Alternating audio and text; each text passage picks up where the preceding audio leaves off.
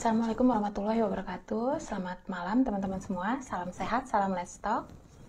Senang sekali malam ini saya Renvi bisa kembali bertemu teman-teman semua ya. Setelah sebelumnya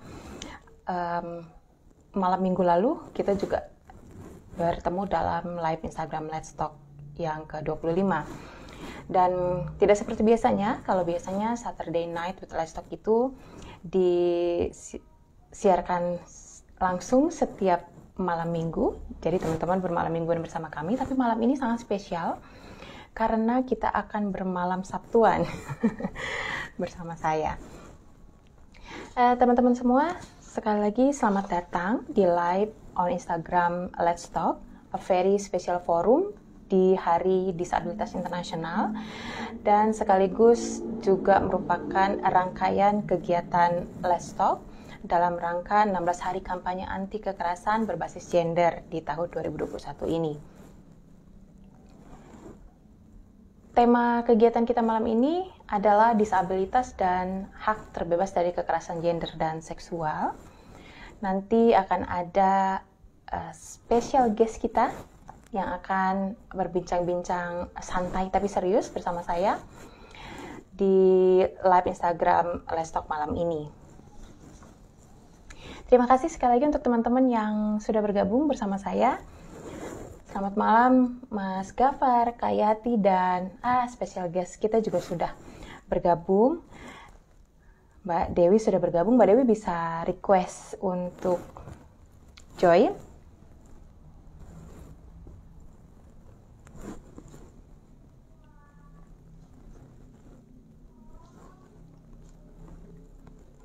Oke, teman-teman, karena keterbatasan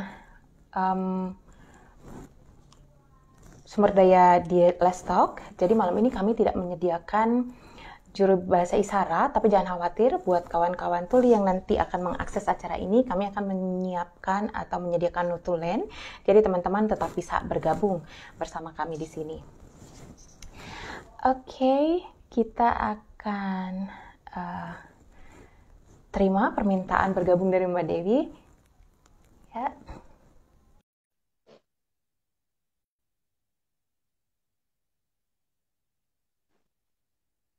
Sebentar, kita sedang terhubung. Yeay! Halo Mbak, selamat malam. Halo Renvi, apa kabar? Sehat ya? Sehat Mbak. Apa kabar Mbak Dewi? Oh, baik. Rada-rada capek sih. Capek ya, dengan begitu banyaknya kegiatan, rangkaian kegiatan dalam rangka peringatan Hari Disabilitas ini ya Mbak ya. Terima kasih Mbak Iya. Dewi sudah menyempatkan waktu untuk ngobrol-ngobrol santai tapi serius Mbak malam ini bersama saya. Oke. Suara saya terdengar ya Mbak? Terdengar jelas? Ya. Oke, suara Mbak Dewi juga terdengar tapi masih agak pelan ya. Bentar. Oh ya.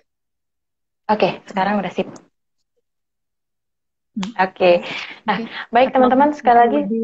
Lebih suka pakai earphone ya? Mungkin ya. Nggak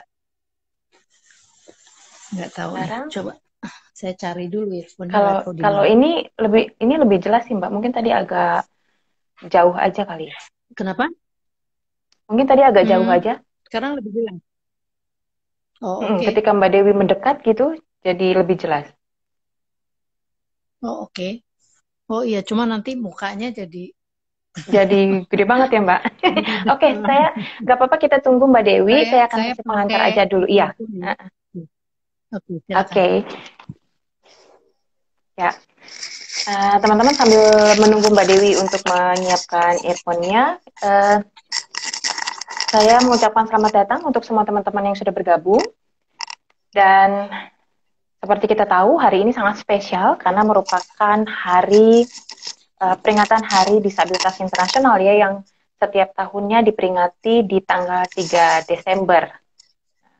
Hari ini diperingati untuk mengingatkan kita semua tentang pentingnya pemenuhan, penghormatan, dan juga perlindungan hak-hak kelompok penyandang disabilitas.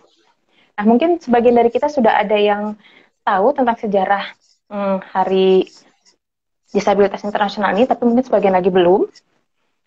Saya coba merangkum dari beberapa sumber tentang sejarah Hari Disabilitas Internasional ini.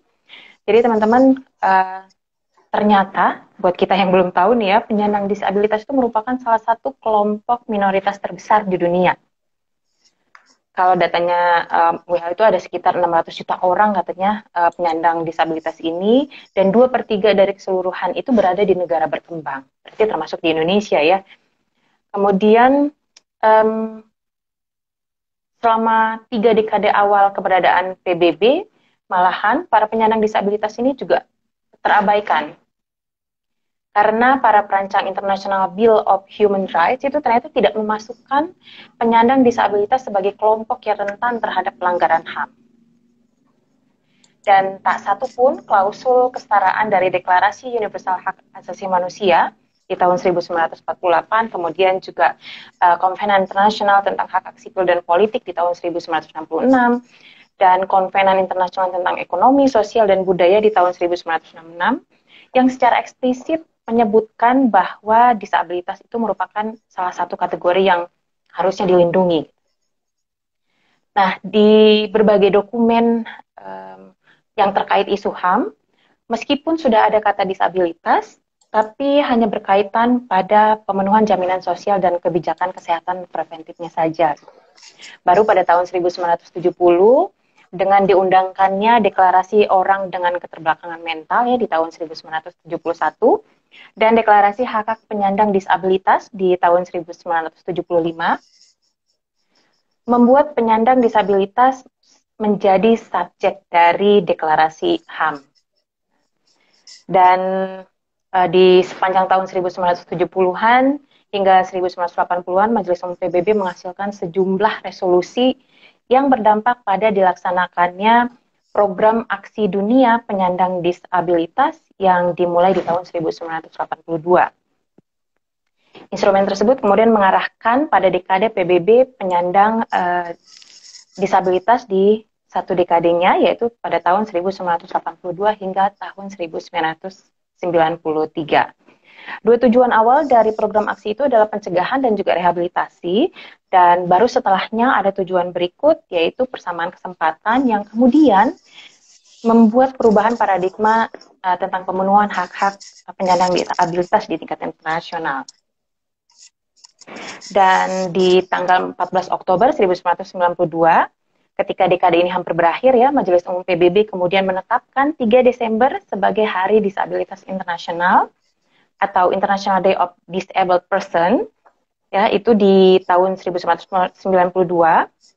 Jadi kita mulai pertama kali memperingatinya tuh di 3 Desember 1992, tapi kemudian di tahun 2007 PBB mengubah nama International Day of Disabled Person itu menjadi International Day of Persons with Disabilities pada tahun 2007, dan secara resmi istilah International Day of Persons with Disabilities ini kemudian resmi digunakan hingga sekarang. Kira-kira begitu teman-teman, sejarah singkat ya tentang Hari Disabilitas Internasional. Ini juga jadi belajar ya, jadi tahu nih. Baik, nah teman-teman, kita kedatangan tamu spesial malam ini, ada Mbak Dewi. Hai yang baru bergabung, selamat malam Kak Ira, Kak Farid, kemudian ada Mbak Suwarni, Mbak Ani juga, dan kawan-kawan beranda perempuan. Wah, rame Mbak yang ikutan live Instagram malam Sabtuan bareng kita. Karena biasanya kan live Instagramnya malam Minggu Mbak. Tapi karena ini very special forum dalam rangka peringatan Hari Disabilitas Internasional, jadi kita buat di malam Sabtu. Oke, nah teman-teman, untuk mengenal lebih jauh siapa sebenarnya Mbak Dewi ya, siapa sebenarnya spesial guest kita malam hari ini, saya akan coba memperkenalkan beliau dengan profil singkatnya Mbak Dewi. Jadi nama lengkap Mbak Dewi ini sebenarnya Dewi Cakrawinata, tapi kami biasa panggilnya Mbak Dewi gitu. Beliau lahir dan besar di Jakarta.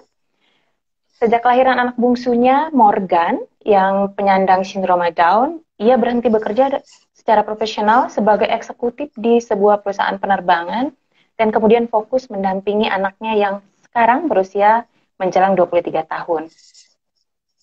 Walau berlatar belakang pendidikan manajemen bisnis, malah akhirnya menjadi aktivis perempuan dan juga bersama kawan-kawan perempuan, beliau ikut membidani beberapa jaringan perempuan, antara lain Aliansi Pelangi Antarbangsa, kemudian juga Shadow Working Group Indonesia, dan juga aktif di jaringan kerja perempuan, Prolegnas, Pro Perempuan, serta di beberapa jaringan HAM perempuan lainnya. Ah, keren Mbak Dewi nih.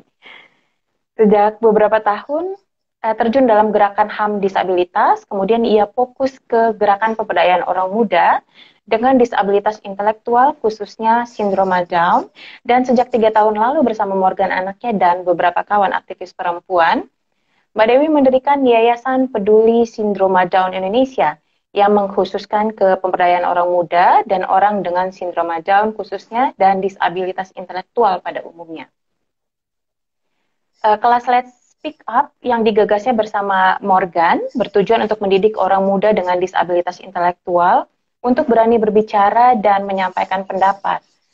Dan melalui kelas ini kemudian Morgan sampai ke Jenewa dan diundang berbicara di kantor PBB loh di tahun 2019. Jadi bukan cuma Mbak Dewi yang keren, Mbak. Anaknya juga keren banget. Morgan juga keren banget.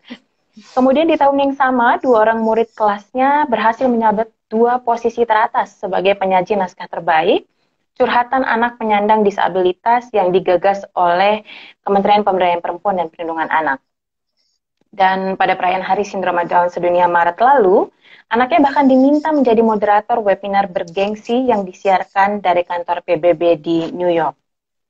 Selama pandemi, bersama Morgan, Mbak Dewi tetap mengampu dan tetap menemani orang muda yang tergabung dalam peer group dalam kelas daring 2 mingguan. Dan sejak 2 minggu lalu telah membuka kelas Let's Speak Up untuk fase ketiga secara daring dengan peserta dari berbagai daerah di Indonesia. Nah, itu dia teman-teman profil singkatnya Mbak Dewi. Dan dari profilnya ini kita bisa yakin bahwa Mbak Dewi ini merupakan salah satu orang yang memang sudah memiliki kapasitas ya dan juga pengalaman terkait dengan isu-isu disabilitas. Oke, karena saya udah kebanyakan ngomong, saya mau minta gantian Mbak Dewi ini yang menyapa teman-teman semua. Mbak Dewi mungkin bisa menyapa teman-teman yang sudah bergabung. Halo, selamat malam. Kedengeran ya suaranya? Kedengaran, Mbak? Terdengar, oke. Selamat malam semua. Terima kasih. Walaupun saya tahu hari ini sibuk banget ya kita semua gitu, tapi udah bisa mampir di acara ini, saya sangat dan Renvi tentunya ya sangat senang lah gitu ya, bahwa masih ada yang mau hadir, apalagi malam mingguan gitu ya. Gitu aja Renvi. Terus juga terima kasih tadi pembukaannya, akhirnya kamu yang jadi belajar kan, kalau saya yang harus jawab nggak belajar jadinya. Betul, jadi tahu Mbak. Ya kalau perjuangannya. Dan juga di situ Renvi pertanyaan soal difabel dan disability ya gitu. Di situ bahkan CRPD sendiri dan PBB sendiri juga udah memutuskan bahwa itu disability gitu, karena lebih bukan melihat ke disabilitasannya atau ableismnya gitu ya, tapi justru memastikan bahwa akomodasinya tuh harus dapat gitu. Oke, gitu. Nah, silakan. Ya, baik. Mbak Dewi, kita akan mulai dengan pertanyaan pertama, Mbak. Kalau tadi kan saya sudah memaparkan sedikit ya cerita singkat tentang sejarah Hari Disabilitas Internasional. Tapi saya ingin tanya ke Mbak Dewi sendiri deh, apa sih pentingnya memiliki hari-hari perayaan disabilitas ini, Mbak? Khususnya Hari Disabilitas Internasional. Apakah YPSD sendiri juga punya acara atau kegiatan khusus untuk merayakan hari ini? Kita nggak ada. Dan juga karena saya ngerasa bahwa yang dilakukan oleh Indonesia tuh masih perayaan yang nggak punya arti gitu ya. Apalagi yang kita alami 2 hari yang lalu ya, tanggal 1 tuh yang disampaikan oleh Bu Risma itu menyakiti kita semua ya, saya rasa gitu. Justru di hari memperingati HDI gitu. Jadi kalau saya ngelihatnya masih bukan merayakan gitu ya, tetapi justru hari ini tuh saya pikir sebagai refleksi gitu ya. Kita udah sampai di mana sih gitu? Apa sih yang udah dilakukan pemerintah gitu ya dalam hal ini, atau negara ya dalam hal kalau ada hari-hari nasional gitu atau hari internasional itu kayaknya lebih sifatnya itu seremonial, dan itu saya nggak terlalu suka gitu ya. Dan satu kali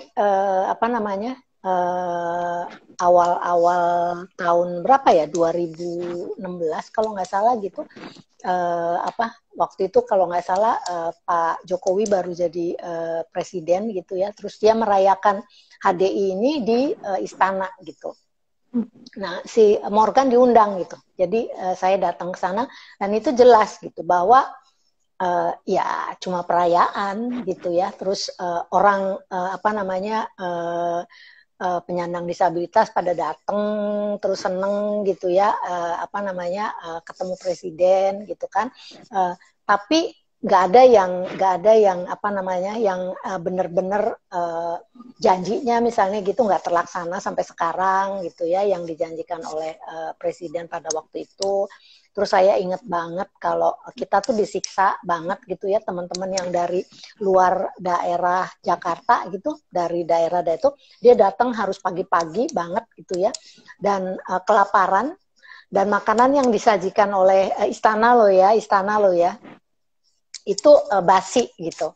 Jadi sejak itu saya agak-agak nggak terlalu berharap. Itu azan di sini. Ya, jadi kayak gitu. Jadi kalau ditanya apakah kita bikin acara, ya pasti nggak bikin acara, tapi kita ikut gitu ya di beberapa, nih seperti hari ini kita mau hadir gitu karena sifatnya lebih refleksi. Tadi siang juga saya ada acara juga masalah kekerasan gitu yang dihadapi gitu ya. Jadi bukan dalam artian merayakan gitu ya, karena sampai sekarang belum ada yang kita bisa rayakan gitu. Gitu dulu. Ya. Berarti bisa dibilang juga sejauh ini Mbak, situasi pemenuhan hak disabilitas di Indonesia ini masih banyak ignorance yang dilakukan oleh pemerintah ya Mbak, pengabaian hak-hak. Iya. Kalau dari cerita Mbak Dewi kan itu pengalaman langsung yang dialami Mbak Dewi, kemudian Morgan dan juga teman-teman lain ketika menghadiri satu perayaan Hari Disabilitas malahan, dan itu di istana, di istana ya, itu satu ya. Dan yang paling mengejutkan kita semua di rangkaian peringatan Hari Disabilitas Internasional ini malah Menteri Sosial melakukan, menurut saya itu benar-benar sesuatu yang jahat banget. Jahat. Betul. Kejahatan terhadap HAM ya, hak berekspresi. Itu saya 2 kali nonton videonya, 2 kali saya nangis gitu ya, sampai si Morgan tanya, nggak usah denger gitu. Saya membayangkan kalau Morgan ada gitu ya ketika kejadian itu gitu. Itu atau si Bu Risma gitu nyuruh Morgan gitu, atau temennya gitu yang ngomong gitu ya, padahal temennya banyak yang tidak bisa ngomong misalnya gitu ya, bukan tidak bisa berekspresi loh. Betul. Tapi tidak bisa ngomong seperti yang diharapkan orang-orang non-disabilitas.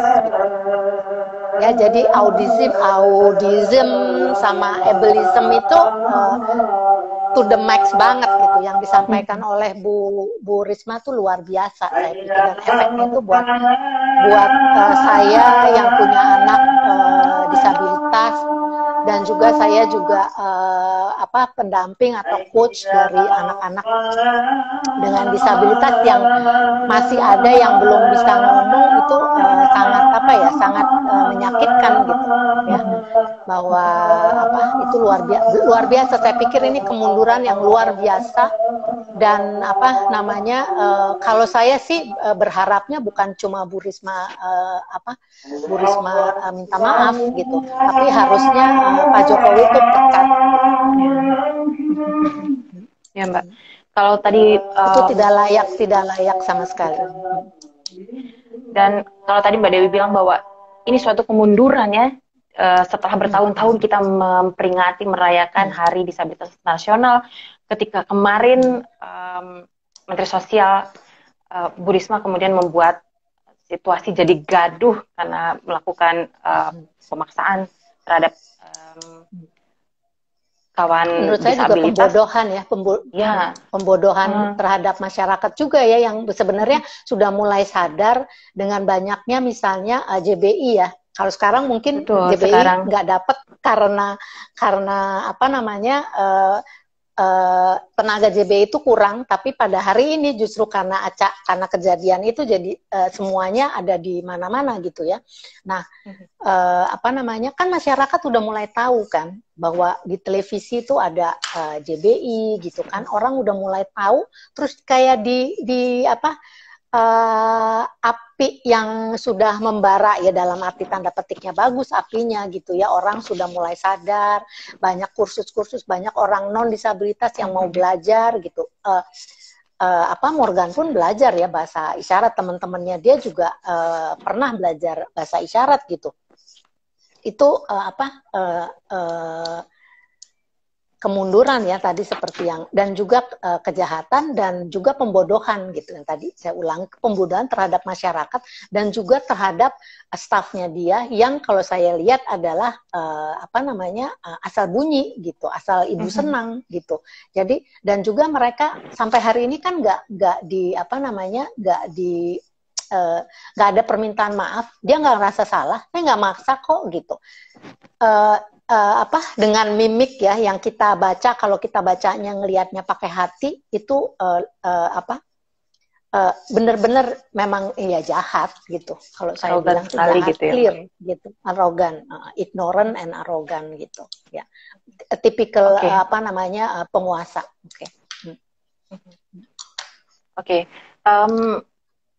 Ya, situasi pemenuhan hak penyandang disabilitas saat ini memang seperti yang tadi sudah kita singgung, juga ternyata mengalami banyak kemunduran gitu ya Mbak ya, apalagi terkait peristiwa yang kemarin. Tapi Mbak, biar fair, kita juga baiknya juga ngomongin soal kemajuan Mbak. Apakah selama ini sudah ada kemajuan dalam pemenuhan hak teman-teman disabilitas di Indonesia? Ya, kita udah punya undang-undang yang bagus ya, sebetulnya itu satu kemajuan gitu ya. Cuman dalam hal pelaksanaannya itu masih kurang banget gitu ya. Tapi kita menghargai lah bahwa ada undang-undang yang baik gitu. Jadi tinggal kitanya juga menuntut gitu ya. Dan kejadiannya justru kan dirusak gitu ya oleh pemangku kebijakan sendiri gitu ya, dalam dan juga sering kali tidak didukung gitu oleh negara ya untuk melaksanakan undang-undang ini dengan benar gitu, dengan baik gitu.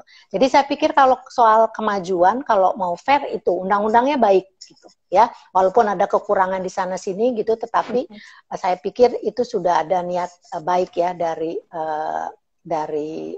negara ya, dari pemerintah juga gitu. Terus kalau saya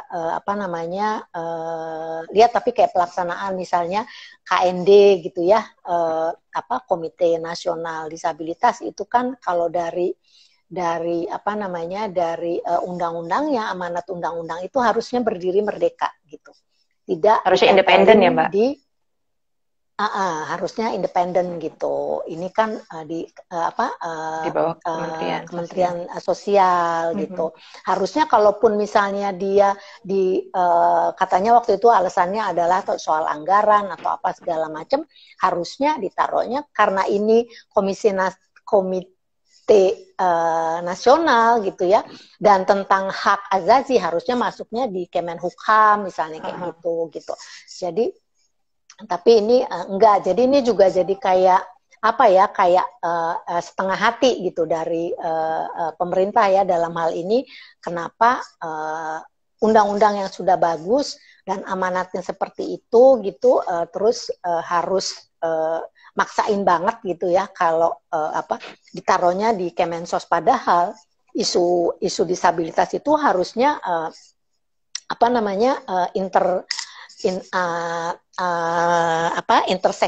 interseksional dengan seluruhnya, bukan hanya Kementerian Sosial. Ini kan karena dari zaman dulu tuh kita penyandang disabilitas itu kan seperti masalah sosial dianggapnya gitu.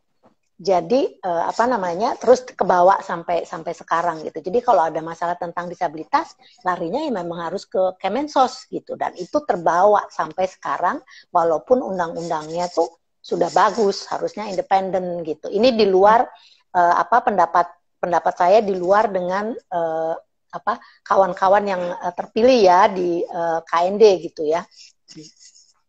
Gitu.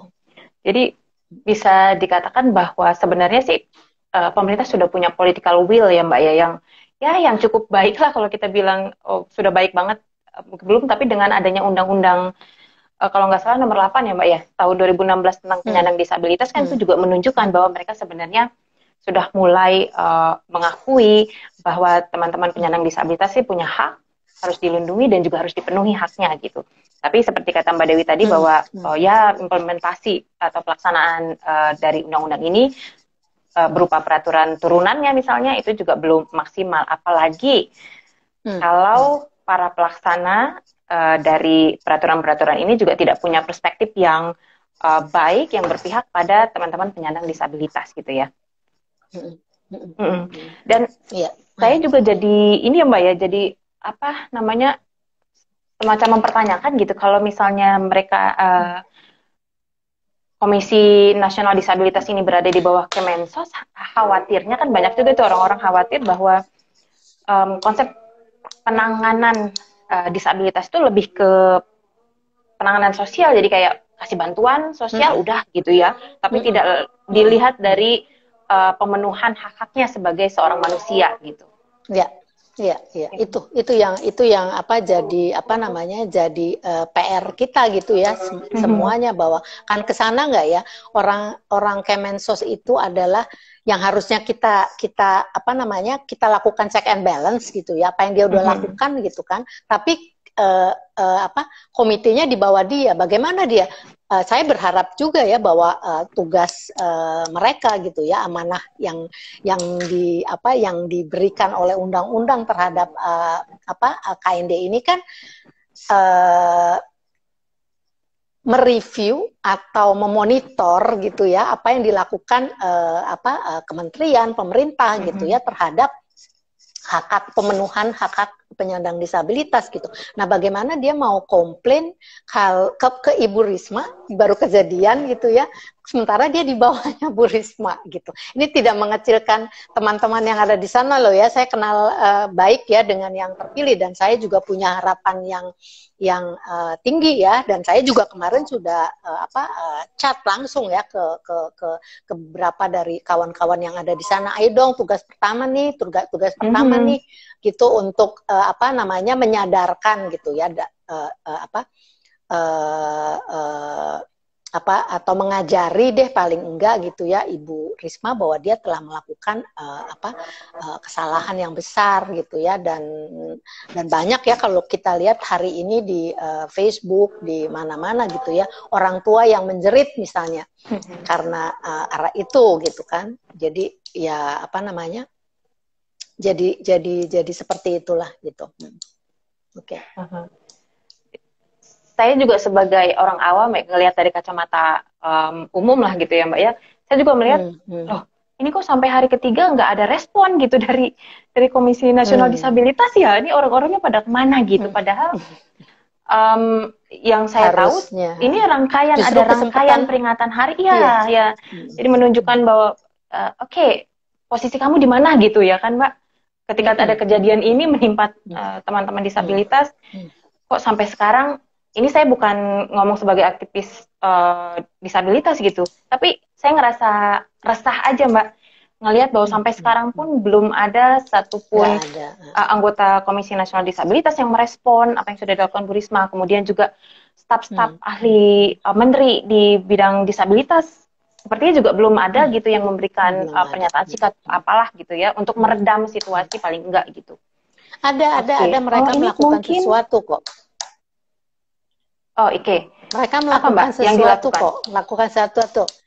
Itu apa? Menutup akses video. Oh. Tapi kita masih bisa temukan itu mudah ya Mbak ya di itu, iya, karena sudah banyak di-download sama orang, udah banyak diikutin gitu.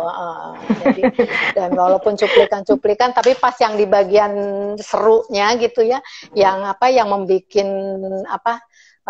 orang ketakutan tuh masih ada gitu ya, dan efeknya masih luar biasa. Ya. Oke, teman-teman, sepertinya seru banget malam ini kita ngobrol-ngobrolnya. Saya juga mengundang teman-teman semua untuk menyampaikan pertanyaan, kemudian juga pernyataan atau ikut terlibat dalam perbincangan kami malam ini. Ini sudah ada Mbak Ani. Bentar. Oke. Dari Mbak Ani Herningsih nih. Mbak Ani di Bandung nih kayaknya. Malam Mbak Ani, untuk kita semua nih Mbak kayaknya, mungkin nggak ya ada tim khusus untuk sosialisasi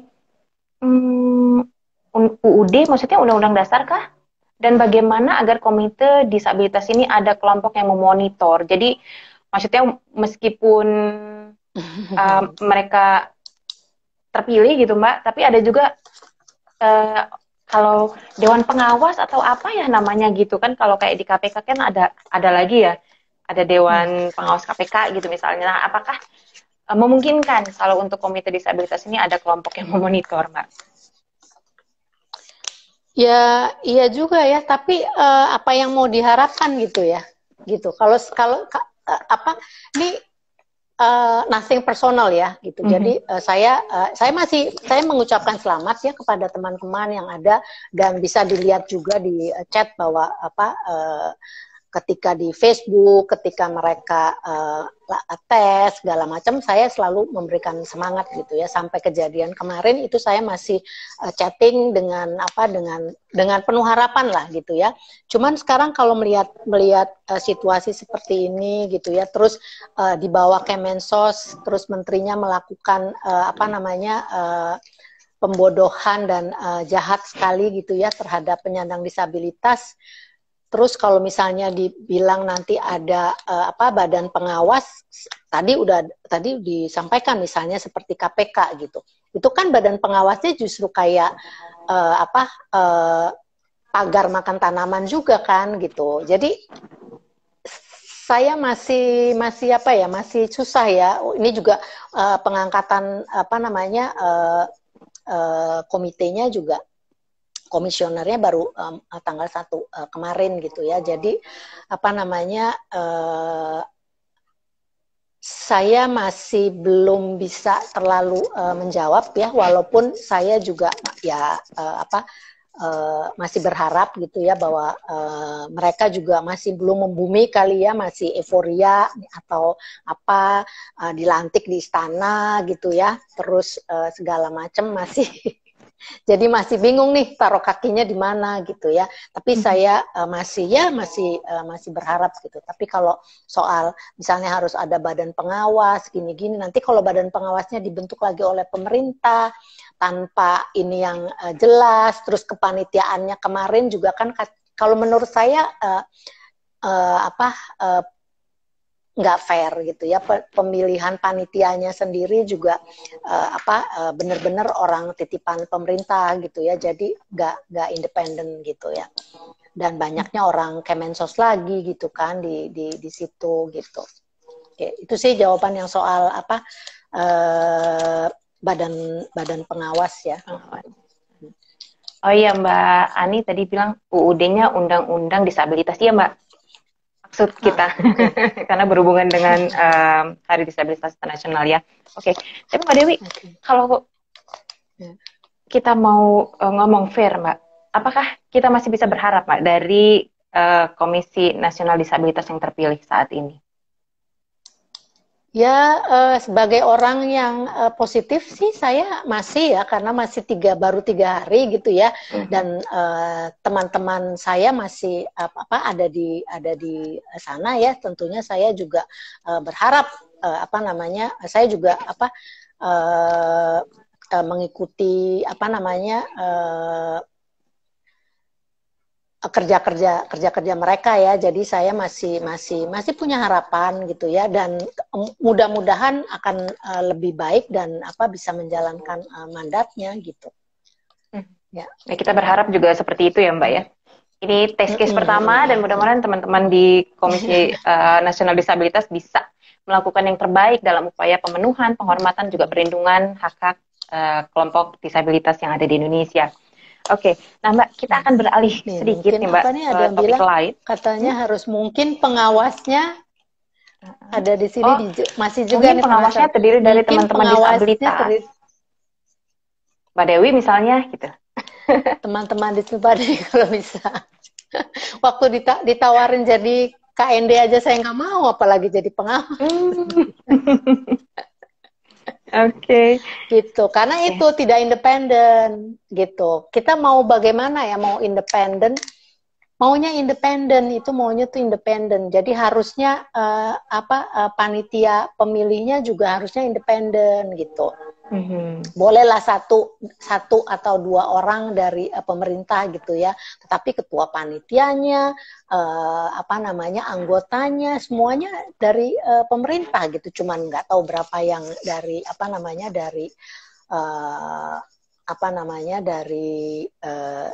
independen. Saya nggak ingat siapa yang dari independen gitu ya. Jadi kalau dari situ saya masih ngelihat bahwa pemerintah tuh bukan setengah hati lagi ya, nggak punya hati gitu ya untuk mendengarkan kebutuhan, memenuhi kebutuhan dan memenuhi hak-hak penyandang disabilitas gitu. Tapi kalau kepada komisioner yang terpilih, pada teman-teman, saya masih berharap bahwa mereka menjalankan amanatnya gitu, mandatnya seperti yang diminta oleh undang-undang. Oke, ini Mbak Ani tetap kekeh Mbak. Katanya Mbak Dewi udah pokoknya mengorganisir kelompok, karena jadi bagian dari kelompok yang kritis. Mudah-mudahan ada perubahan baik ya Mbak Ani ya. Jadi Mbak Dewi ini tahun-tahun selanjutnya tuh bisa bersedia gitu. ikut seleksi menjadi Komisioner Disabilitas Nasional. Oke, Mbak, kita agak beralih sedikit nih Mbak. Kalau tadi kan dibilang bahwa isu pemenuhan hak teman-teman disabilitas ini kan juga interseksional ya. Dan kita juga setiap tahun itu merayakan perayaan 16 hari kampanye anti kekerasan berbasis gender dan juga kekerasan seksual gitu. Nah, tapi pertanyaan saya Mbak, sejauh ini apakah sudah cukup perayaan tersebut itu menunjukkan respon dan sensitivitas terhadap kondisi kawan-kawan disabilitas?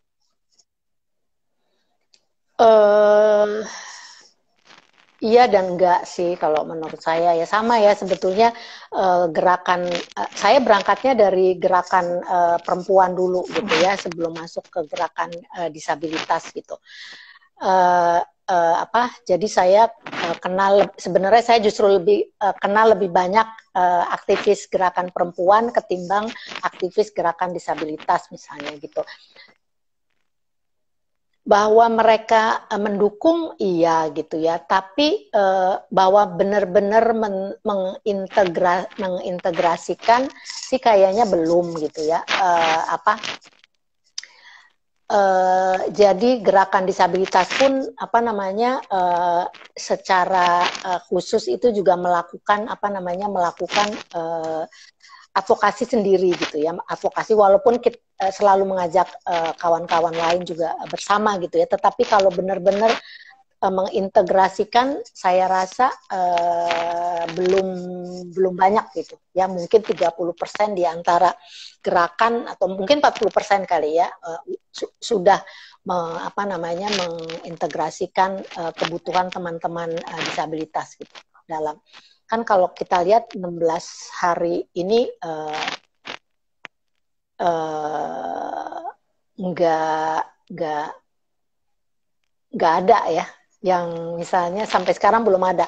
Tapi UN Women itu udah ngeliat gitu. Jadi misalnya dia baru hari ini tuh ngeluarin di apa namanya di Instagramnya UN Women Asia Pasifik artikel yang apa namanya wawancara saya gitu ya, yang diwawancara karena apa dunia tuh sudah mengakui gitu bahwa apa namanya kekerasan berbasis gender dan juga terutama kekerasan seksual itu perempuan dan anak perempuan dengan disabilitas itu 4 kali lebih rentan gitu. Dan dari 4 kali lebih rentan dari untuk semua penyandang disabilitas, anak dan perempuan dengan disabilitas intelektual itu paling tinggi gitu, yang mengalami kekerasan seksual gitu ya dan itu juga bisa dilihat dari apa namanya di Indonesia ya, itu bisa dilihat dari hasil dilihat di laporannya Komnas Perempuan misalnya gitu. Itu dari semua apa laporan yang masuk itu kekerasan seksual yang dialami oleh anak perempuan dengan disabilitas itu menduduki posisi tertinggi gitu ya. Tadi udah ya tadi pertanyaannya oke. Gimana Mbak? Iya. Nggak, ya kalau tadi Mbak Dewi bilang kan silakan Mbak Dewi duluan deh. Enggak maksud ya, enggak gini, maksud saya pertanyaannya udah terjawab belum? Udah sih ya, bahwa ternyata sejauh ini soal intersection di HAKPT kan? Ya gitu. Jadi sejauh ini memang gitu. belum terintegrasi ya, hanya di beberapa isu aja mungkin yang terkait ya dengan hak-hak teman-teman penyandang disabilitas gitu, seperti isu kekerasan seksual dan juga reproduksi gitu. Tapi Mbak, apakah itu berarti bahwa perspektif hak-hak dan juga hak-hak disabilitas di kalangan gerakan keadilan gender dan anti kekerasan seksual di Indonesia itu masih belum cukup kuat, Mbak?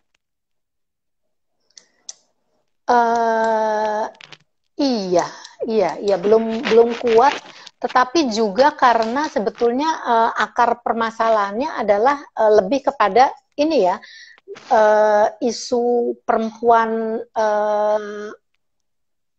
mainstream itu kan tidak pernah terselesaikan juga gitu ya. Jadi saya bukannya mengecilkan gitu. Jadi ini ada masalah gitu. Masalah ini besar. Di antara yang masalah besar itu memang tadi seperti saya bilang ya, bahwa anak atau perempuan dengan disabilitas itu paling rentan gitu ya. Dan masalahnya juga adalah kasus-kasus yang naik ke permukaan itu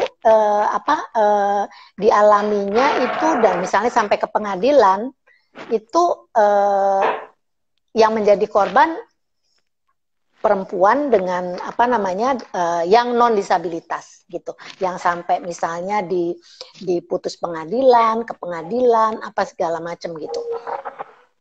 Sementara korban-korban yang penyandang disabilitas itu mentok cuman sampai apa namanya pengaduan ke polisi gitu.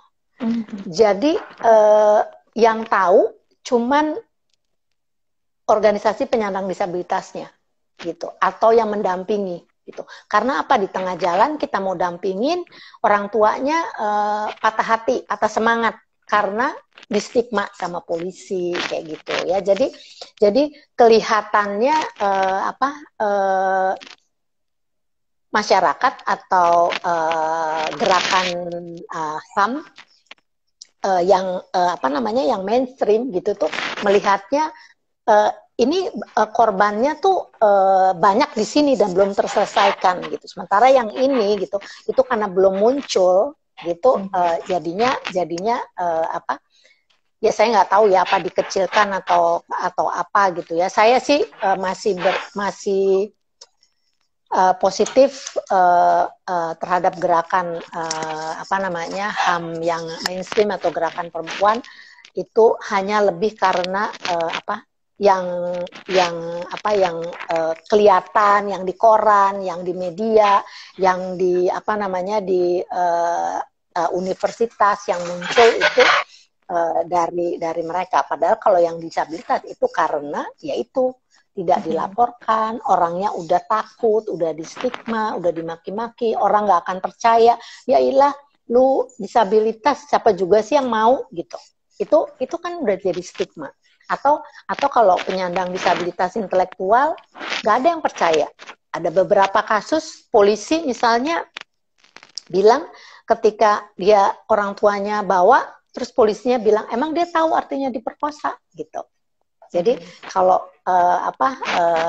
Renvi ingat masalah concern segala macam ya jadi masalah gitu kan. Orang tuh mikirnya kalau concern itu tuh cuma gini, lu mau apa enggak gitu, lu setuju apa enggak gitu. Padahal bukan itu, concern itu adalah orang tuh tahu ketika bilang iya konsekuensinya tuh apa gitu. Bukan cuma bilang Renvi kita apa namanya main kawin-kawinan yuk gitu, atau main bapak ibuan yuk gitu, kayak main rumah-rumahan yuk gitu. Happy kan gitu, kalau orang dengan disabilitas intelektual diajakin gitu dia seneng, apalagi kalau dia kurang perhatian, nggak pernah dapat pendidikan seks gitu. Nah ketika dia ngadu, ketika dia itu yang sudah saya ikut dampingin ya, yang sangat sampai sekarang itu masih bikin trauma adalah anak 10 tahun disabilitas intelektual diperkosa, hamil, ibunya nggak tahu, nggak ketahuan, ibunya orang miskin gitu ya, orang di Jakarta loh kejadiannya, di daerah Jakarta Utara yang slum gitu ya, daerah yang rapat-rapat padat-padat penduduk gitu. Terus ibunya cuma ngeliat ini ada gejala, kayaknya kok anaknya ini ya gitu. Terus dibawalah ke P2TP2A gitu. Baru mereka TP2A-nya Jakarta tuh lumayan bagus ya, dia punya SOP yang baik gitu. Terus dia langsung ketika udah jadi itu dia langsung bikin visum, bawa ke dokter. Baru ketahuan kalau dia hamil. 10 tahun hamil. Dan sudah lebih dari, kalau nggak salah, 6 minggu atau 8 minggu gitu. Itu nggak bisa digugurin. Walaupun kan undang-undangnya boleh ya. Kalau itu incest, kalau itu hasil perkosaan atau apa gitu kan. Tapi karena anaknya hamilnya sudah lebih dari 4 minggu gitu. Itu kan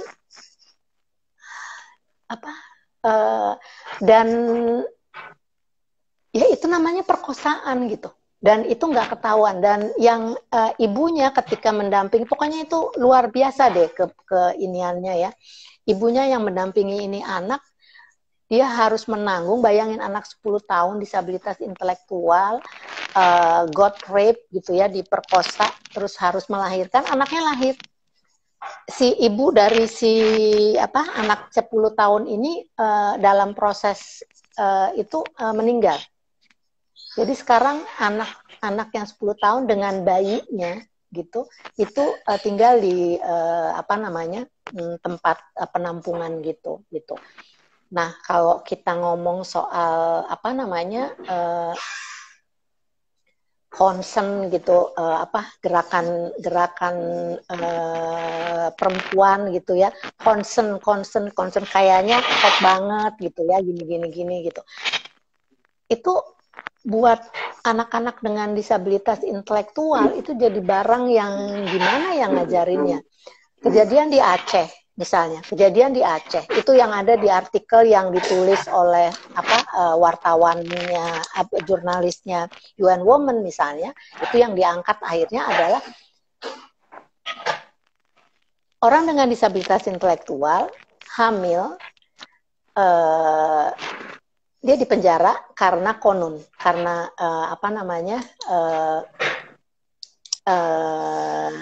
undang-undang syariah. Ya, si pemerkosanya juga di penjara sih gitu ya. Cuman alasannya gitu. Tidak dilihat bahwa terus udah gitu ketika diwawancara bukan dilihat bahwa itu perkosaan atau itu tanpa concern atau apa. Ketika ditanya anak ini gitu, kamu seneng ya katanya gitu. Ya dia bilang dia seneng sama yang memperkosa gitu. Nah itu kasus concernnya tuh harusnya tuh di situ dilihatnya bahwa ini anak tuh nggak tahu kalau kamu tuh main papa mama disayang-sayang dipegang-pegang tuh bisa hamil gitu.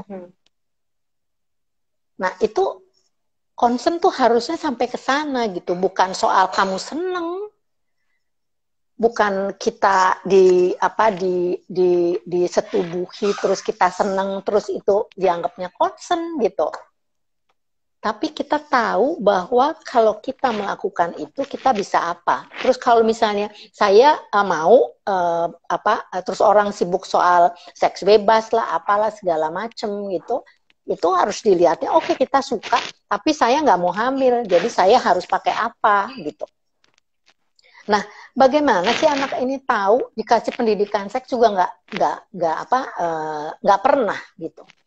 Sementara kalau anak yang non disabilitas intelektual, dia bisa cari di internet, dia bisa yang lain bisa tanya temennya, bisa kalau ibunya nggak ngasih tahu atau bapaknya nggak ngasih tahu, ya itu ya dia bisa cari internet, bisa tanya sama kakaknya gitu. Kalau anak dengan disabilitas intelektual, mereka tuh kayak hidup sendiri gitu. Dianggap kadang-kadang dianggapnya aseksual juga.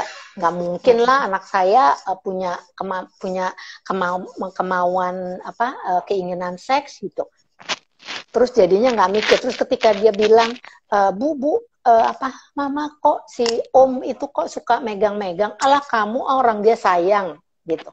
Akhirnya ya mute dong anaknya gitu. Gitu. Ya, jadi untuk beberapa kasus kekerasan seksual ini memang harusnya juga hukum harus mengakomodir ya Mbak, bahwa persetujuan itu untuk kelompok tertentu itu harus ditimbang ulang gitu, apalagi untuk kelompok anak-anak dan juga kelompok teman-teman penyandang disabilitas gitu ya. Oke, Mbak, kalau nggak keliru dari 7 komisioner ya Komnas Disabilitas itu kan ada 3 orang yang perempuan tuh kalau nggak salah Mbak. Ada Mbak Fatimah, kemudian Mbak Joana dan Mbak Rahmita. Itu apakah kalau menurut Mbak Dewi sejauh mana nih komposisi ada 3 perempuan yang jadi komisioner terpilih ini menunjukkan semangat keadilan gender dalam gerakan hak disabilitas, Mbak? Dari 7 kan ada 3. Saya nggak ngelihatnya dari sisi itu sih gitu ya. Jadi keadilan gender tuh kadang-kadang ada juga perempuan yang yang nggak feminis gitu ya. Jadi di antara 3 itu saya cuma kenal sama Mita gitu ya, dan dia juga salah satu yang saya hubungin gitu ya untuk soal bu pertama karena dia juga tuli kan ya, jadi tapi yang 2 saya nggak kenal gitu, saya juga nggak, mungkin sayanya yang kurang gaul, juga nggak pernah dengar kiprahnya, jadi saya nggak bisa kasih pendapat itu gitu, karena saya juga percaya bahwa ada juga kok laki-laki yang feminis gitu ya. Tapi kalau cuma gara-gara kamu perempuan terus di situ jadinya adil gender atau ada kesetaraan, saya bukan penganut yang itu sih gitu ya. Gitu sih. Okay. Jadi sebenarnya siapapun ya, baik laki maupun perempuan, kalau dia punya perspektif yang baik tentang keadilan gender, dia pasti bisa berbuat sesuatu ya untuk melakukan upaya-upaya perbaikan di bidang pemenuhan hak perempuan dan juga teman-teman disabilitas. Oke. Kak, kalau tadi kan misalnya dibilang kalau Farid yang kepilih gitu ya untuk ngalahin. Kita yakin. Ya. Gitu. Iya, itu saya saya lebih percaya gitu. Ya, memang lebih banyak laki-laki yang kurang ajar gitu ya daripada yang feminis gitu ya. Cuma ayah saya itu lebih feminis dari ibu saya misalnya gitu. Jadi apa namanya mungkin karena saya berpendapat begitu, mungkin karena histori saya dengan orang tua ya. Jadi benar bapak saya itu lebih feminis dari ibu saya gitu. Jadi dan apa namanya ya, saya pikir dunia juga seperti itu gitu ya. Ya. Mbak, kan tadi juga disebutkan dari awal ya bahwa kekerasan seksual terhadap dengan korban penyandang disabilitas itu saat ini tuh semakin serius gitu, baik dampaknya maupun modus operandi dan juga hal-hal lain terkait kejahatannya ini gitu. Tapi kira-kira kenapa Mbak warga disabilitas jadi sangat rentan mengalami kekerasan seksual? Ya selain karena misalnya tadi Mbak Dewi juga sudah singgung sebenarnya mereka tidak mendapatkan pendidikan seks dan seksualitas yang cukup ya sebagai bekal mereka untuk menjalani kehidupannya sehari-hari gitu. Ya, karena banyak di antara mereka gitu, banyak di antara keluarga dan juga masyarakat gitu ya, menganggap mereka aseksual gitu. Terus sehingga merasa tidak perlu diberikan pendidikan seks gitu. Jadi saya banyak ketemu dengan apa namanya dengan kawan-kawan muda ya disabilitas gitu, yang tuli, yang apa gitu ya, itu mereka nggak tahu sama sekali gitu ya. Jadi terus juga ketika orang melakukan kekerasan sebetulnya ya, kalau kita yang non disabilitas sudah menganggap itu kekerasan gitu ya, mereka enggak gitu. Orang dengan disabilitas intelektual yang nggak pernah mendapatkan sentuhan gitu ya, tiba-tiba ada keluarganya yang tahu nih lagi tahu bagaimana gitu ya, tiba-tiba ngasih perhatian gitu. Atau enggak hanya orang dengan disabilitas intelektual, yang disabilitas fisik yang lain itu kan mereka punya sindroma rendah diri ya gitu. Jadi ketika ada orang yang ada orang yang seolah-olah menaruh perhatian gitu ya, itu mereka jadi lemah kan gitu. Itu salah satu sebab. Tapi kalau misalnya dari fisik rentan gitu ya, saya pernah nggak tahu berapa tahun yang lalu gitu ya, di acara Hari Perempuan Dunia gitu ya, ada acara, terus saya diminta bikin cerita gitu, terus membacakan puisi gitu ya, tapi saya yang bikin cerita, terus semua ragam disabilitas itu yang baca gitu. Jadi orang yang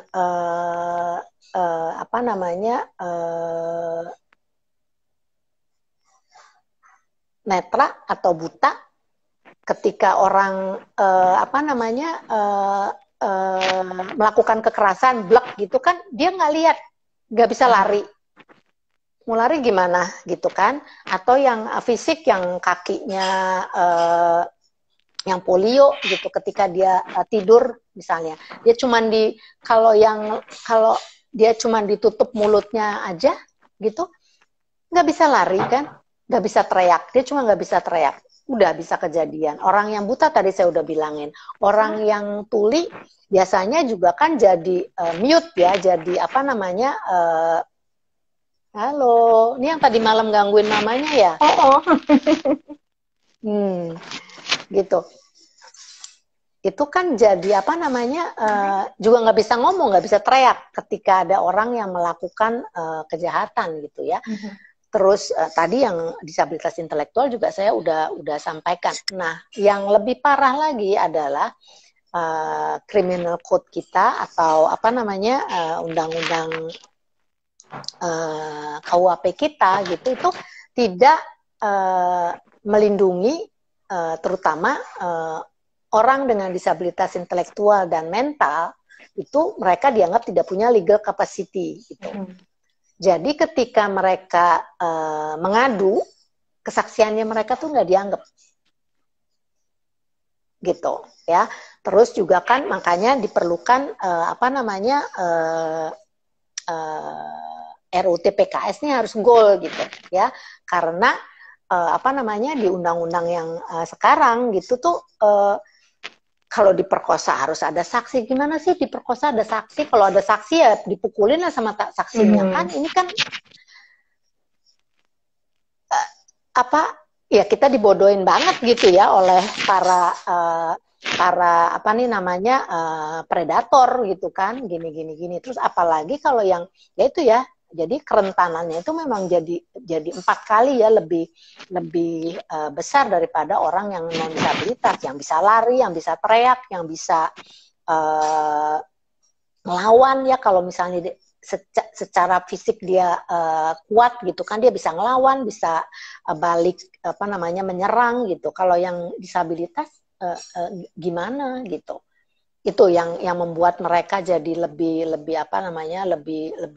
rentan ya. Dan juga lingkungan yang membuat membuat mereka itu tadi saya bilang lebih kepada kalau psikisnya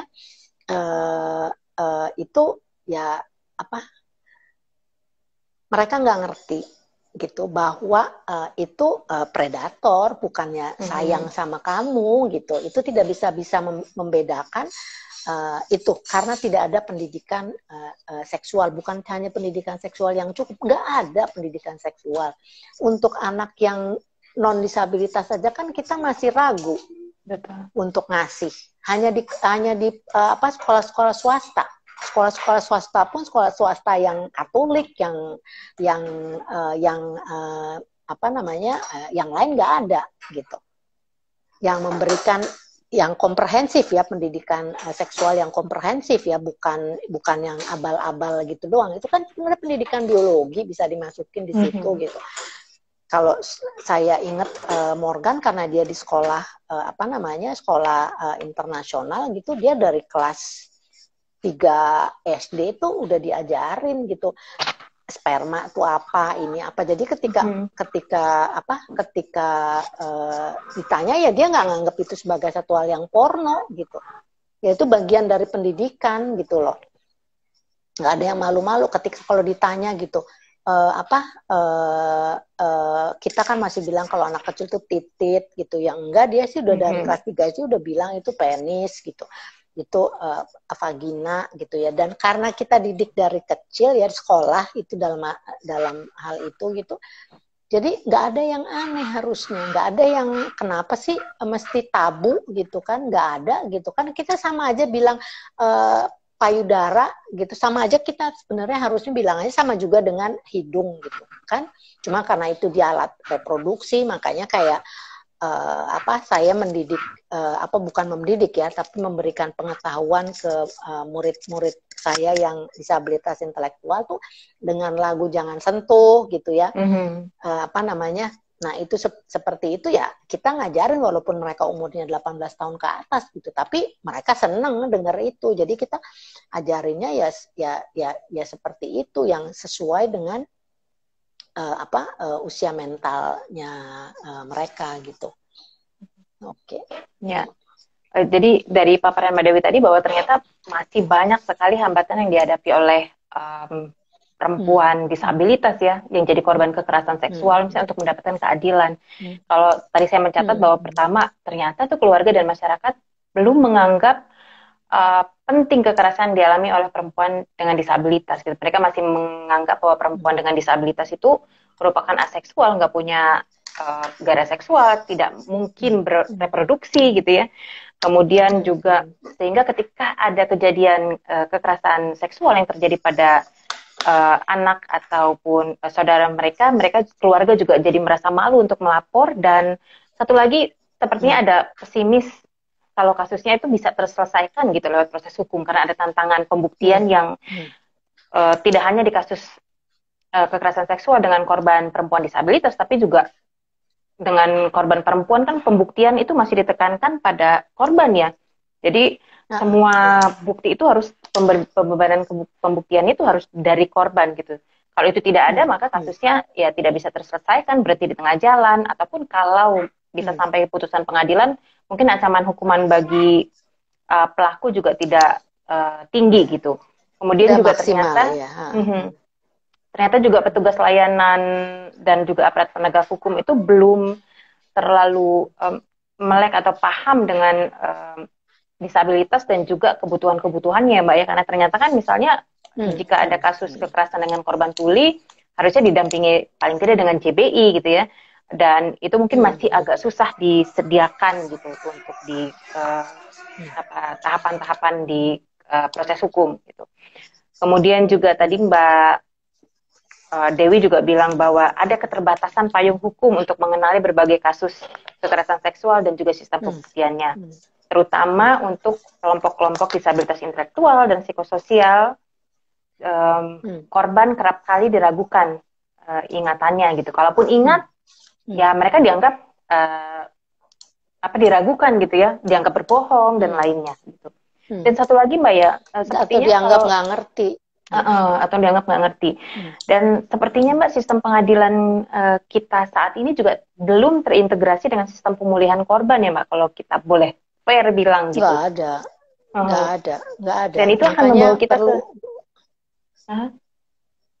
makanya undang-undang TPKS itu diperlukan gitu, karena ya itu ada pemulihan, ada pencegahan juga ya, jadi harus ya harapannya bisa jadi payung hukum gitu ya terhadap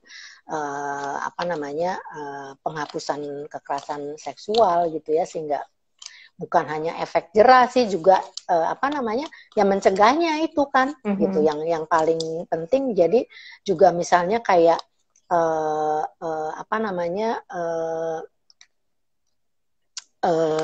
pendidikan seks itu kan juga diharuskan gitu ya kepada semua orang, semua anak gitu ya, bukan hanya yang anak perempuan, tapi yang laki-laki juga harus diberi pemahaman itu gitu kan. Nah, ya memang masih jauh ya, dan kelihatan sekali kan bahwa para predator itu menguasai Senayan ya, karena sering kan kelakuan mereka itu juga dan mereka melindungi, kalau saya bilang sih gitu ya. Jadi nggak ada tuh keberpihakan gitu ya kepada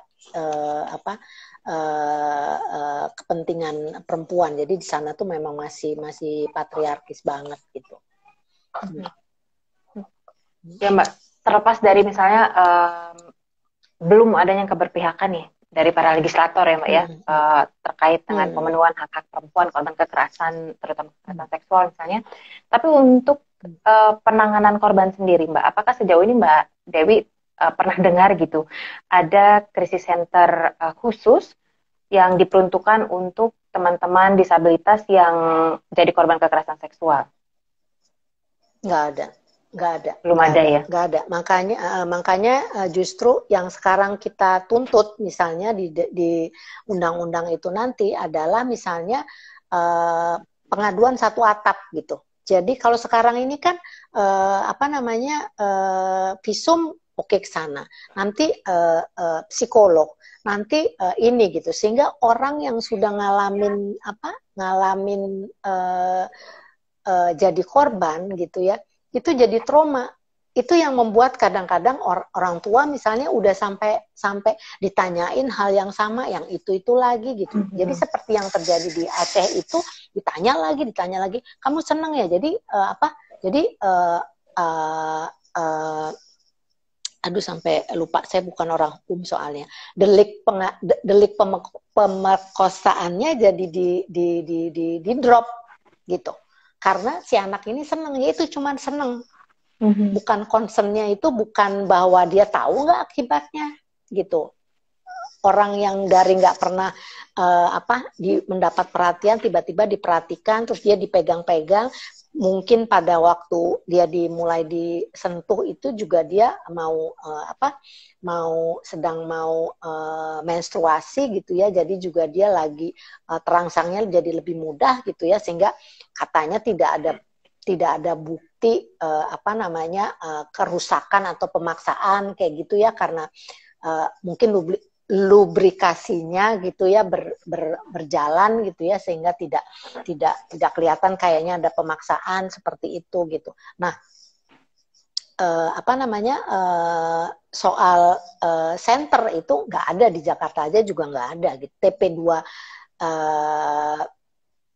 kok jadi lupa ya, TP2 P2 TP2A, P2A gitu, P2 TP2A itu juga kan masih masih pindah-pindah gitu ya, dan juga nggak ada, jangankan di apa namanya di tempat di luar Jakarta gitu, di situ juga masih belum, kecuali yang mungkin yang di apa namanya yang di Polda ya, itu mungkin ada tuh apa namanya di situ juga apa stafnya juga ada yang udah memang psikolog kayak gitu.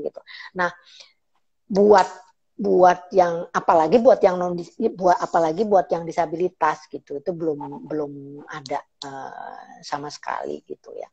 Sebenarnya kita juga ya kalau misalnya senternya asalkan semua pengaduan kalau korban baik disabilitas maupun non disabilitas ada di situ, tapi yang sebenarnya buat semua juga ada akomodasi yang layak gitu ya, seperti kalau yang tuli ada JBI, yang disabilitas intelektual itu harus ada informasi berbahasa sederhana gitu ya, itu akan sangat membantu mengidentifikasi dan juga menghukum predator gitu ya, dengan jauh lebih baik, karena orang merasa menemukan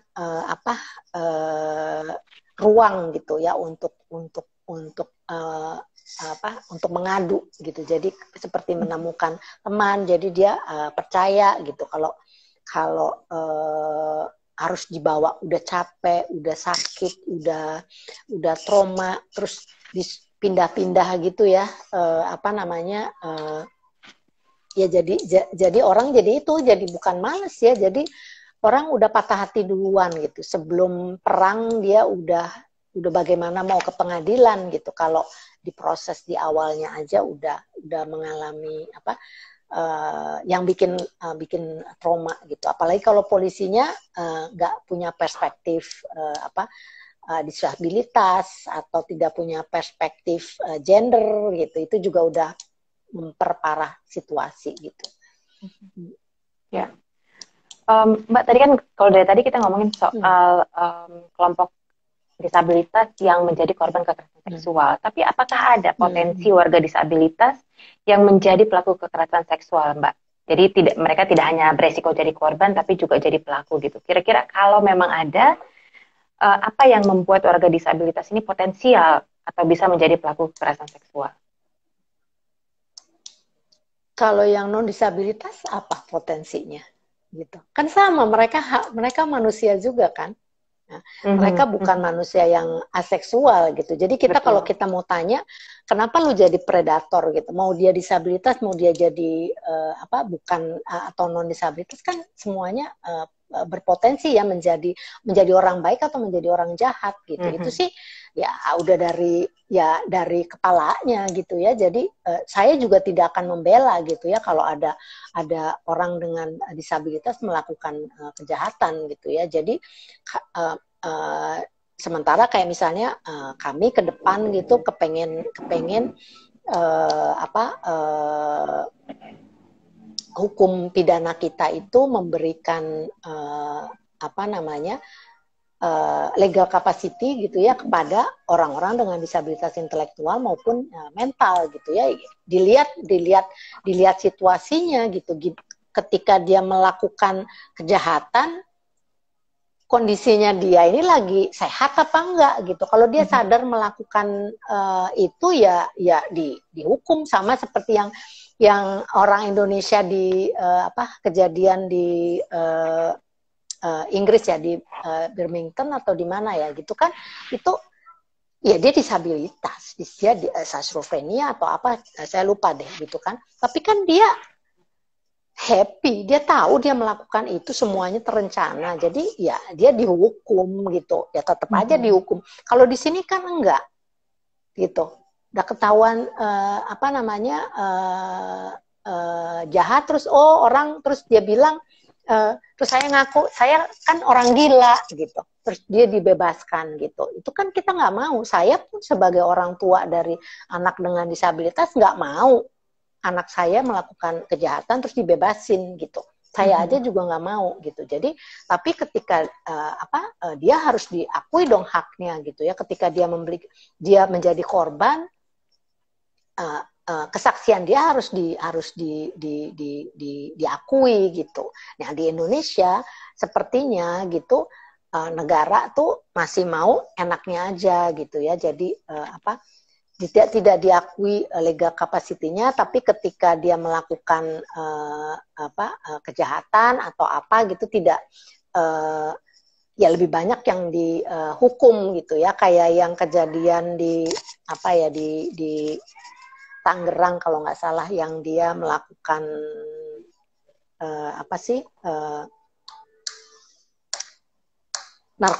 narkoba kalau nggak salah gitu. Itu kan dia nggak dilihat, kalau nggak diramein bahwa dia tuh disabilitas intelektual gitu, itu dia dihukum gitu.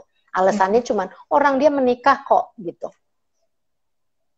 Gitu aja, terus jadi dianggap kalau orang menikah itu bebas. Nah ini kan jadi kita tuh masih sumir gitu ya, nggak menjalankan hukumnya sendiri. Itu juga masih tergantung siapa yang jadi predator, siapa yang jadi polisi, siapa yang jadi hakim gitu, atau siapa yang jadi korban gitu sih. Kemudian kan kalau tadi kan informasi dan juga membangun pemahaman ya tentang literasi keadilan gender dan anti kekerasan seksual buat teman-teman kelompok disabilitas ini kan bukan sesuatu yang mudah gitu, khususnya karena keragaman disabilitasnya mereka dan juga kebutuhan khusus mereka ya yang berbeda-beda gitu. Apakah di IAPSD sendiri punya Mbak program khusus yang mengupayakan kebutuhan informasi soal ini? Ya, kita baru mulai ya. Kita kan juga baru ya sebagai organisasi, baru 3 tahun, dan masalah yang kita hadapi tuh banyak banget gitu ya. Jadi juga sumber daya cuman tentang isu kekerasan seksual itu juga secara personal gitu ya. Itu buat saya menjadi PR banget gitu. Jadi kita misalnya ngadain pendidikan cash pro gitu ya, dengan memanggil orang dari PKBI misalnya untuk nerangin ke anak-anak dan juga ke orang tua gitu ya, dan mengingatkan pada orang tua bahwa anak-anak ini tuh rentan gitu ya, beresiko gitu. Dan juga karena merekanya nggak paham gitu ya bahwa menyukai orang atau disukai orang itu nggak 1:1 gitu ya. Terus orang memanfaatkan gitu. Anak-anak ini kan ya pikirannya sederhana gitu, dia pikir kalau orang seneng gitu. Jadi ya kita memberikan itu ya, pendidikan, terus selalu diingetin juga di kelas bagaimana menjaga diri kayak gitu. Terus kita juga mulai misalnya sejak setahun terakhir itu kita punya medsos misalnya gitu, kita keluarin poster-poster gitu mengingatkan kepada masyarakat bahwa, atau terutama orang tua gitu ya, bahwa anak-anak kita itu diincar oleh predator hanya karena mereka itu nggak bisa ngomong, karena pengakuan mereka atau kesaksian mereka itu tidak dianggap setara di mata hukum gitu ya, jadi nggak punya legal capacity gitu ya. Jadi ya kita mulai sih Renvi ya memberikan pelatihan-pelatihan gitu sama anak-anak, jadi memberikan penguatan. Kalau ada yang kayak gini-gini gitu, kamu mesti apa gitu ya, lari, minta tolong gitu, teriak kayak gitu-gitu. Itu kita sering ya melakukan itu di kelas gitu, dan juga bikin poster-poster gitu. Ya, kalau tadi kan Mbak Dewi juga bilang bahwa mengundang teman-teman lain ya di mitra jaringan seperti PKBI gitu untuk datang memberikan informasi seputar pendidikan seks dan seksualitas yang benar dan bertanggung jawab gitu. Tapi apakah ada metode dan pendekatan khusus, Mbak, yang diberikan kepada anak-anak? Karena kan kalau PKBI mungkin dia lebih umum gitu ya, tapi untuk beberapa keragaman disabilitas mungkin ada metode dan pendekatan khusus yang bisa kita berikan kepada mereka gitu. Iya, kalau untuk anak-anak ini ya kita pakai bahasanya tuh yang sederhana pastinya ya. Kalau jadi yang nggak yang nggak ruwet gitu. Jadi nggak usah lah kalau kita ngajarin pendidikan seks itu kita ceritain tentang hormon gitu. Jadi nggak bisa yang abstrak gitu. Jadi ketika kamu mau menjelang menstruasi gitu, ada pengaruh hormon gini-gini tuh buat mereka pertama mereka nggak ngerti gitu, kedua mereka bisa lupa, kedua membayangkan hormon di mana di dalam tubuhnya, pengaruhnya gitu, sama aja dengan mereka tuh belajar agama nggak tahu gitu. Cuman dibilangin takut gitu, harus takut sama Tuhan kayak gini-gini, enggak. Jadi saya sih lebih cenderungnya misalnya yaitu ngajarin misalnya menjaga alat reproduksi, kebersihan, terus harus kita jaga dari orang yang jahat karena bisa mengakibatkan kamu gitu ya, hamil, sakit sakit karena hubungan seksual gitu, terus lebih jadi yang langsung gitu, jadi yang mereka lihat hamil, dia kalau orang hamil dia bisa lihat kan gitu, tapi kalau hormon itu kan nggak bisa dibayangkan karena mereka tuh nggak bisa membayangkan sesuatu yang abstrak gitu. Jadi ya harus yang mudah, simple, tapi langsung gitu ya. Saya ya sekarang sih kalau ditanya gitu di kelas, kalau kita gini kalau ada orang gini kamu gimana gitu, lari, nolong gitu. Paling ya sampai sekarang masih seperti itu tadi metodenya. Saya juga tahu ada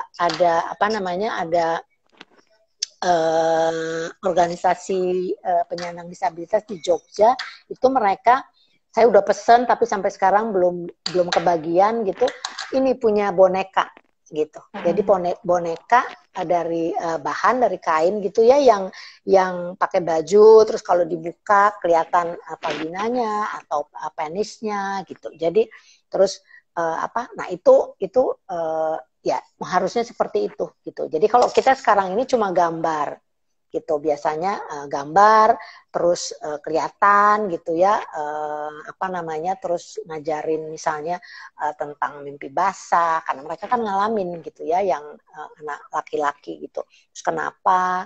Ya udah hanya dengan gambar, tapi ya gambarnya yang realistis gitu dan ngelihat gitu.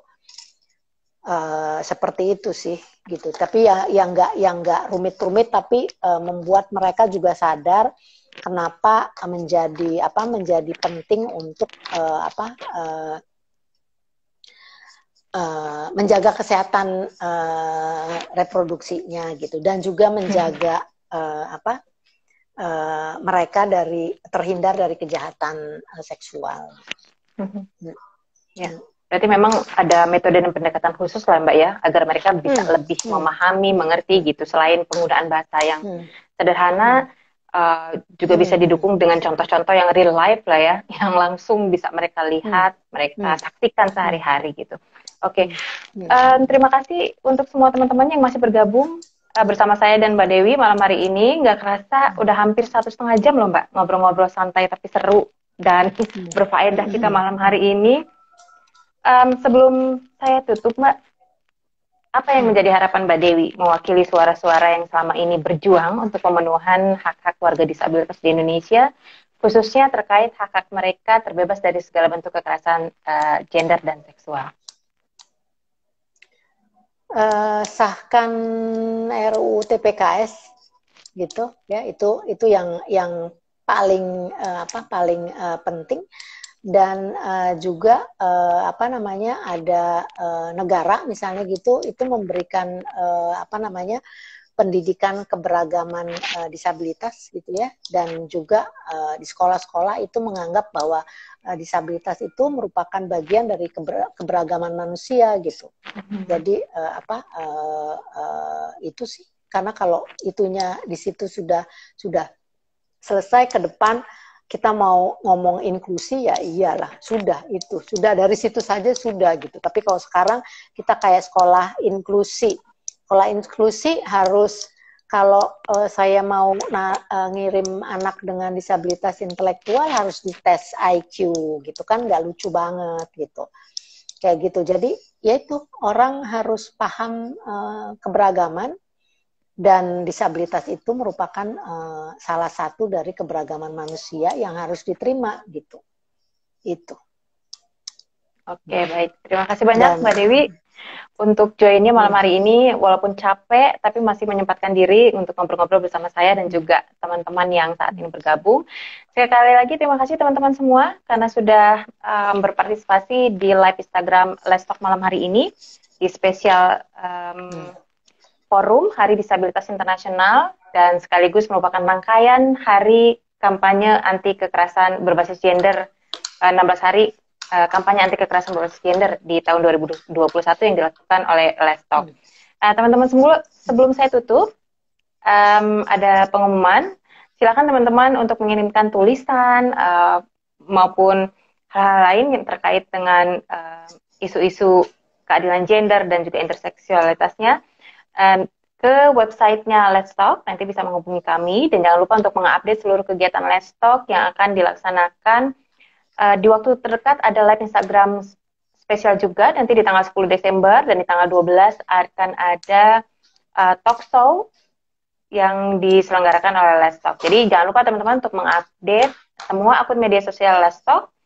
Dan jangan lupa untuk subscribe dan juga like YouTube channelnya Let's Talk ya. Sekali lagi terima kasih semuanya, dan Mbak Dewi juga selamat istirahat. Salam untuk Morgan, birthday boy yang ulang tahun. Semoga Morgan juga sehat terus, Mbak Dewi juga. Dan untuk teman-teman semua, saya akhiri. Wassalamualaikum warahmatullahi wabarakatuh. Selamat istirahat untuk semua. Terima kasih Mbak Dewi. Yuk, makasih Renvi, makasih Farid, makasih Ira. Yuk, dah. Dah. Dah, tutupnya.